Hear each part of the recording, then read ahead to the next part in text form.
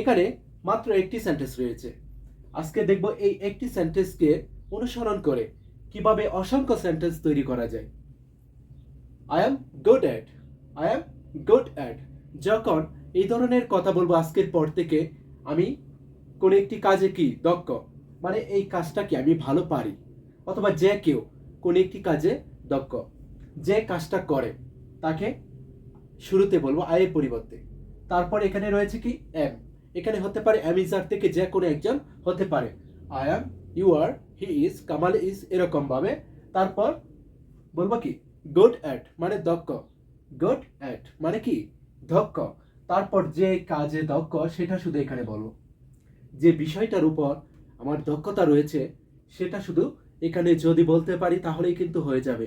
খুব সহজ কিন্তু। আমি দক্ষ, আই এম। তুমি দক্ষ, ইউ আর। আমরা দক্ষ, উই আর। তারপর গুড অ্যাট।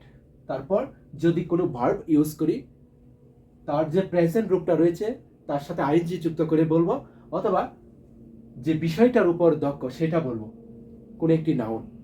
ওকে। এখন যদি বলি যে আমি রান্নায় দক্ষ, আমি রান্নাটা কি খুব ভালো করতে পারি, অথবা তুমি রান্নায় কি খুবই দক্ষ, মানে তোমার খুবই দক্ষতা রয়েছে কি রান্নার উপর, সেই ক্ষেত্রে এভাবে সেন্টেন্সগুলি তৈরি করব। I am good at cooking, আমি রান্নায় কি দক্ষ। You are good at cooking, তুমি কি রান্নায় খুবই ভালো। He is good at cooking, সে রান্নায় কি দক্ষ। খুব সহজ কিন্তু। যদি বলি আমি ইংলিশে দক্ষ, অথবা তুমি ইংলিশে দক্ষ, অথবা কামাল ইংলিশের উপর কি তার দক্ষতা রয়েছে কামালের, সেই ক্ষেত্রে বলবো Kamal is good at English, কামালের কি ইংলিশের উপর দক্ষতা রয়েছে। You are good at English, তুমি কি ইংলিশে দক্ষ। I am good at English, আমি ইংলিশে দক্ষ। খুব সহজ কিন্তু। এভাবে যদি শিখতে পারি, এই সেন্টেন্সটি যদি ফলো করতে পারি, সবাই কিন্তু ইংলিশটা তৈরি করতে পারবো। এখানে যদি ভার্ব ইউজ করি, এরকম আইএনজি যুক্ত করে বলবো।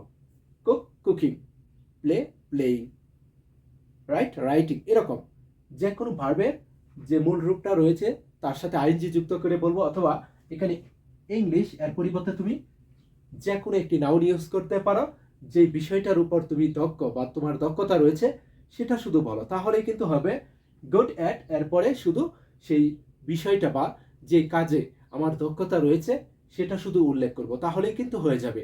খুব ইজি কিন্তু। এখন যদি বলি যে আমি অতীতে রান্নায় দক্ষ ছিলাম, আমি অতীতে ইংলিশে দক্ষ ছিলাম, কোনো একটি কাজে কি দক্ষ ছিলাম, সেই ক্ষেত্রে এখানে এম এর পরিবর্তে শুধু বলবো কি ওয়াজ, তাহলেই হবে।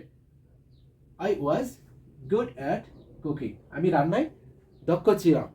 I was good at English, আমি ইংলিশে দক্ষ ছিলাম। এখানে সাবজেক্ট অনুযায়ী হতে পারে ওয়াজ অথবা were. I was, you were, we were, they were, Kamal was, she was. তারপর গুড অ্যাট, তারপর বাকি অংশটুকু সব ঠিক থাকবে। Okay. I am good at, আমি দক্ষ। আই ওয়াজ গুড অ্যাট, আমি দক্ষ ছিলাম। তারপর যে জিনিসটার উপরে বা যে কাজের উপর আমার দক্ষতা ছিল সেটা শুধু এখানে বলবো, তাহলেই হবে। ওকে। এখন যদি বলি যে আমি রান্নায় দক্ষ হব, আমি ইংলিশে দক্ষ হইব, সেই ক্ষেত্রে এখানে অ্যামিজার ওয়াজ ওয়ার এর পরিবর্তে শুধু বলবো কি উইল বি, তাহলেই হবে। আর সব ঠিক থাকবে। I will be good at cooking, আমি রান্নায় দক্ষ হব। I will be good at English, আমি ইংলিশে দক্ষ হব। আই এম গুড অ্যাট, আমি বর্তমানে কি দক্ষ আছি। আই ওয়াজ গুড অ্যাট, আমি অতীতে দক্ষতা আমার কি ছিল। I will be good at, আমি ভবিষ্যতে কি দক্ষ হইব। সেই ক্ষেত্রে এভাবে সেন্টেন্সগুলি তৈরি করব। ওকে। এখন যদি বলি যে আমার রান্নায় কি দক্ষতা থাকা উচিত, বা আমার ইংলিশে কি ভালো হওয়া উচিত, আমার ভালো কি দক্ষতা থাকা উচিত, সেই ক্ষেত্রে এখানে বলবো should be. I should be, আমার হওয়া উচিত। I should be good at, আমার দক্ষ হওয়া উচিত কুকিং, রান্নায়।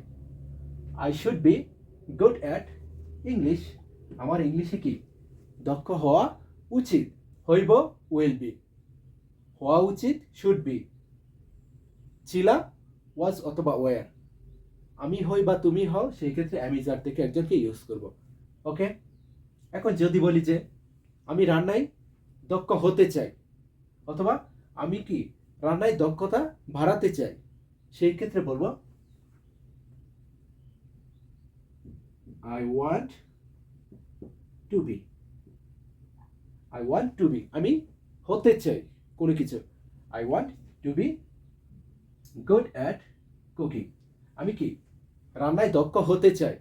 I want to be good at cooking.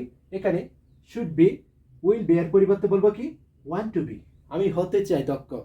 I want to be good at cooking, আমি রান্নায় দক্ষ হতে চাই। I want to be good at English, আমি ইংলিশে দক্ষ হতে চাই। খুব সহজ, কিন্তু খুব ইজিলি কিন্তু সেন্টেন্সগুলি হয়ে যাচ্ছে। এভাবে যদি শিখতে পারি, আশা করি আজকের পর থেকে সবাই ইংলিশটা তৈরি করতে পারবো, সবাই ইংলিশটা বলতে পারবো। তুমি যদি এই সেন্টেন্সগুলি ইউজ করতে পারো, এভাবে যদি শিখতে পারো, সবাই ইংলিশটা তৈরি করতে পারবো। এখানে যে কোনো সাবজেক্ট হতে পারে।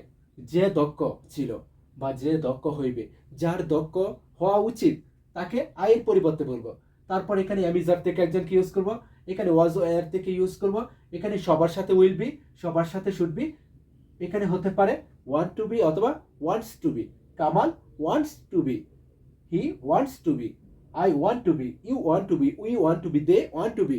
তারপর যেটাই দক্ষ হতে চাই সেটা শুধু এখানে বলবো গুড অ্যাট। এরপরে শুধু যে বিষয়টার উপর বা যে কাজের উপর আমি দক্ষতা বাড়াতে চাই বা দক্ষ হতে চাই বা আমি দক্ষ, সেটা শুধু এখানে বসিয়ে দিব, তাহলেই হবে। যদি ক্লাসটি ভালো লেগে থাকে অবশ্যই শেয়ার করে দিও।